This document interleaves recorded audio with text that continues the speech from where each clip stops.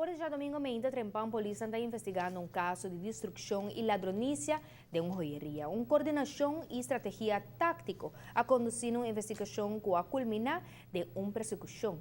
E com êxito, a polícia do Distrito de Norte logra perseguir e para um auto marca Toyota modelo RAV4 com não menos de 3 pessoas dentro da cota.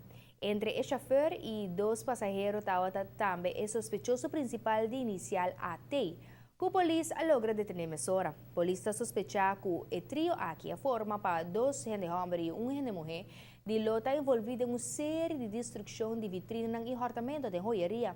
A dado momento, a polícia atopa que o auto sospechoso é perseguido para o auto. O auto logra ganhar parte do botim, demonstrando que a polícia logra agarrar o sospechoso na casi op heterdaad betrapt.